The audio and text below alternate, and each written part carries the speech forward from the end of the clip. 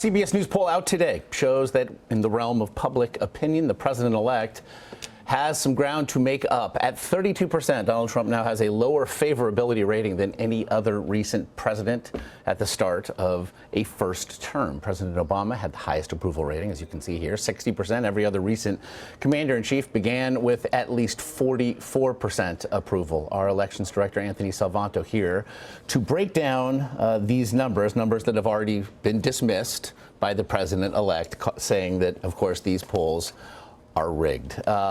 What to make, though, of what appears to be the lack of a clean slate for a President Donald Trump? Well, two things. One is that, remember, he was not elected as the most liked candidate. He didn't have high favorables among the voters, and he won the election. He wasn't elected to be the most popular guy. I mean, he was elected because people said they thought he could fix the economy. So on that measure, you know, remember, he's changed the context in a lot of ways. So that's one way to evaluate that, even compared to past presidents. Of course, the other way to look at it is, yes, there's a challenge here. And the challenge is he's got this big partisan divide. What is different this year than has been in the past is that partisans of the opposing party, namely in this case Democrats, are more reluctant to give him the benefit of the doubt, to say that they're favorable, whereas in past years, opposing parties often said, all right, well, let's give the new guy a shot.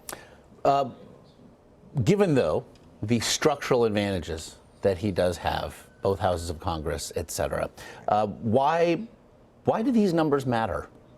Well, in one sense, you always have the Congress looking at whether or not a president is popular, and they take their cues from that as to whether or not to push back against him or to challenge him a little bit, even when he is of their own party. So in that case, it does matter a lot. The second thing is, I think a lot of people are wondering, what is it that he needs to deliver for people who voted for him? At what point do they say, yeah, okay, he's giving me what I wanted?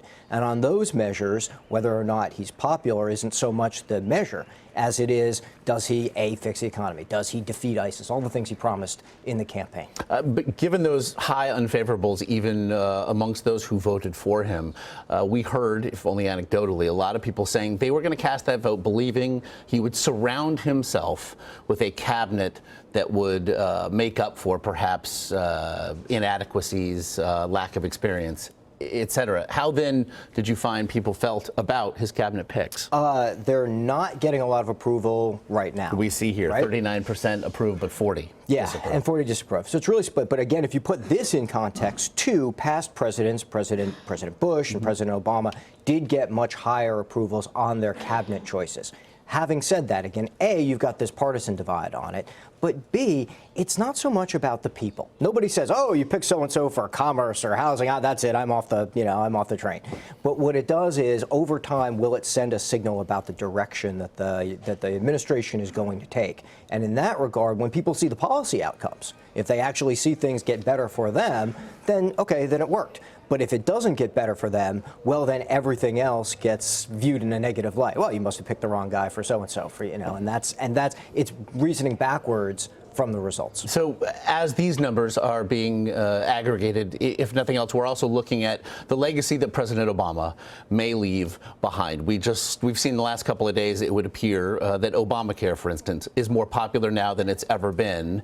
Meanwhile, the president himself will be leaving office after 2 terms with a 62% approval rating, essentially, of the job he's done. What to make of that number? Well, you put that in context. President Reagan left with an extremely high one. President Clinton left with an extremely high one. At the time, people felt the country was on the right track, and they felt the economy was doing well. You know, part of it is when presidents are leaving, there's nothing to be lost, even for opposing partisans, by saying, okay, I approve, you're fine, because there's no political combat for them anymore.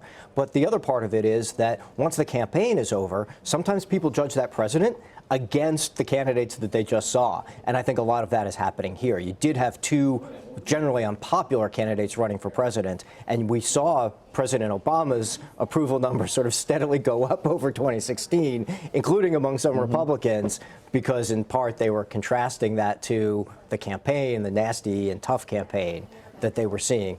And that's helped a little bit, too. As all those folks, if nothing else, perhaps look to build a bridge over that deep partisan divide. Anthony Salvanto, as always, appreciate it. Thanks, buddy.